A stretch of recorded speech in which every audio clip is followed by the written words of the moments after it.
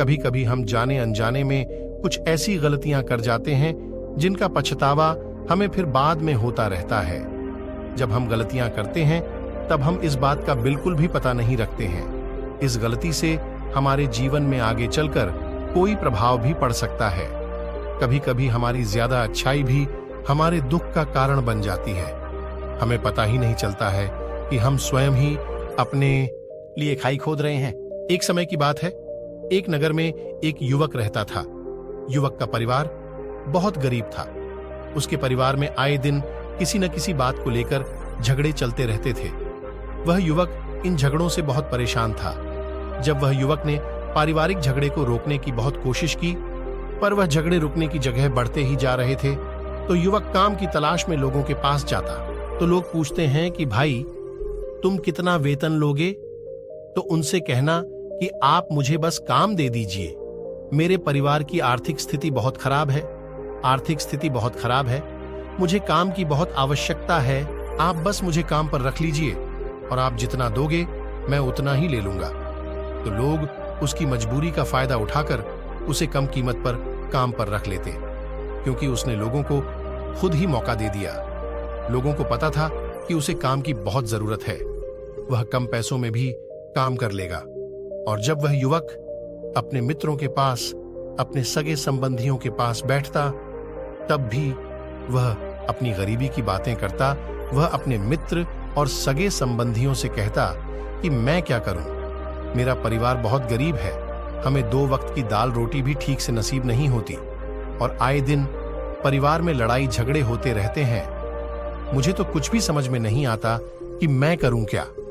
उसके मित्र और सगे संबंधी भी उस समय उसकी बात सुन लेते और उसके बाद में वह सभी उसका मजाक बनाते हैं और कहते, ये गरीब तो गरीब का गरीब ही रहेगा, इसका कुछ भी नहीं हो सकता और इनके परिवार में भी प्यार नहीं है। जब देखो एक दूसरे से लड़ते झगड़ते रहते हैं और यह हमारे पास बिना बात का रोना रोता रहता है और खुद कुछ करता नहीं है। जबकि वह युवक तो उनको अपना समझकर अपनी समस्या बता रहा था ताकि लोग उसकी कोई मदद कर सके, लेकिन किसी ने उसकी मदद तो की नहीं। अब युवक जहां भी जाता सभी लोग उसका तिरस्कार करते, उसे गरीब कहकर पुकारते। कोई भी व्यक्ति उसे काम की पूरी कीमत नहीं देता। वह युवक दिन भर काम करता पर उसे कुछ ही पैसे मिलते थे। कोई भी उसकी मेहनत का पूरी कमाई नहीं देता था। अगर वह उनको कुछ कहता तो वो लोग उसे कह देते, एक काम करना है तो कर, नहीं तो जा यहां से। अब उस युवक को तो काम की जरूरत थी, इसलिए वो काम तो करता ही था। धीरे धीरे समय के साथ उस युवक की हालत बहुत खराब हो गई थी। सभी लोग उस युवक का इस्तेमाल करने लग गए, क्योंकि सबको पता चल चुका था कि वह युवक बहुत गरीब है, उनका कुछ नहीं बिगाड़ सकता और उसे पैसों की जरूरत है। काम तो करेगा। सभी नगर वासियों उसका अपमान करते, उसे गरीब गरीब कहकर पुकारते। इन सब बातों से वह युवक बहुत परेशान हो गया। उसे समझ ही नहीं आ रहा था कि आखिर उसके साथ यह सब क्या हो रहा है। तभी उसने लोगों से बातें करते हुए सुना कि नगर में एक बौद्ध भिक्षु आए हैं। उन बौद्ध भिक्षु के पास सभी समस्याओं का हल है। वह बौद्ध भिक्षु बहुत ज्ञानी व्यक्ति है। यह सुनकर वह युवक भी उन बौद्ध भिक्षु के पास सभी समस्याओं का हल है। वह बौद्ध भिक्षु बहुत ज्ञानी व्यक्ति है। यह सुनकर वह युवक भी उन बौद्ध भिक्षु के पास जा पहुंचा। वह युवक बौद्ध भिक्षु के पास जाकर उन्हें रोता हुआ बोला कि महाराज, सभी लोग मेरे साथ ऐसा क्यों करते हैं। तभी उस युवक की बात सुनकर बौद्ध भिक्षु ने पूछा कि क्या हुआ बालक। तभी वह युवक जोर जोर से रोने लगता है और रोते रोते अपनी सारी बात बौद्ध भिक्षु को बताता है और उनसे कहता है कि महाराज, सभी लोग मुझे गरीब गरीब कहकर पुकारते हैं, मेरा मजाक बनाते हैं और कोई भी मनुष्य मुझे अपनी मेहनत की पूरी कमाई नहीं देता है।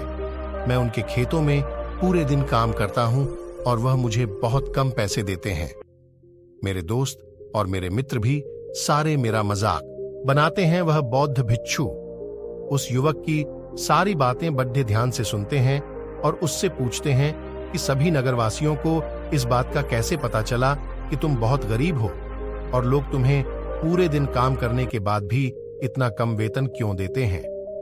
बौद्ध भिक्षु की बात सुनकर युवक बोला कि दरअसल महाराज, मैंने ही नगरवासियों से हमदर्दी पाने के लिए उनसे कहा था कि मैं बहुत गरीब हूं, मुझे आप काम पर रख लीजिए, जो आप दोगे मैं ले लूंगा।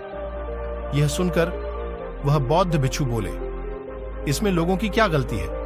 अगर नगरवासी तुम्हारा मजाक बनाते हैं, तुम्हें कम वेतन देते हैं, तो इसमें तुम्हारी गलती है। तुम ही ने उन लोगों को बढ़ावा दिया है। तुम्हें कुछ बातें सिर्फ अपने तक ही सीमित रखनी चाहिए थी, लेकिन तुमने तो वह बातें सबको बता दी। बौद्ध भिक्षु की बात सुनकर वह युवक उनके पैरों में गिर गया और उनसे बोलने लगा कि महाराज, मैं अब क्या करूं?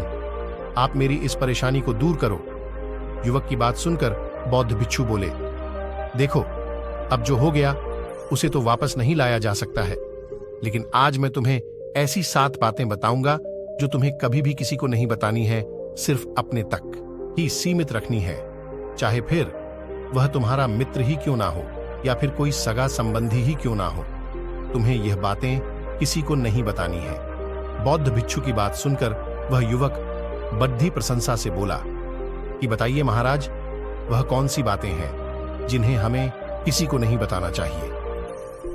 फिर बौद्ध भिक्षु ने युवक से कहा कि जो तुम्हें पहली बात किसी को नहीं बतानी चाह, नंबर 1, अपने जीवन का लक्ष्य, तुम्हारे जीवन का सपना। हम क्या करते हैं? हम अपने सपने को सभी को बता देते हैं कि मैं यह करूंगा, मैं बड़ा होकर यह बनना चाहता हूं।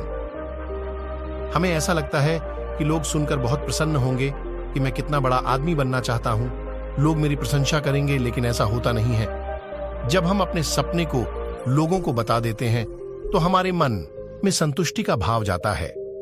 हम मन ही मन बहुत खुश होते हैं, जिससे हम अपने सपने के प्रति वो जुनून नहीं रख पाते हैं जो हमारे पहले था।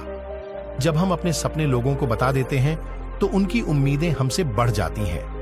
वह हमारे ऊपर और भी ज्यादा ध्यान देने लगते हैं, जिससे कभी कभी हम तनाव में भी आ जाते हैं और फिर यही तनाव हमारे जीवन में असंतुलन पैदा करता है और फिर हम अपने सपने से, अपने लक्ष्य से भटक जाते हैं। जब हम अपने सपने किसी को बताते हैं तो आपको कुछ लोग तो प्रेरणा देंगे, जिससे आपको आगे बढ़ने में हिम्मत मिलेगी, लेकिन बहुत से लोग ऐसे हैं जो आपको प्रेरणाहीन करेंगे, आपको डिमोटिवेट करेंगे, जिससे आप आपके लक्ष्य से भटक सकते हो।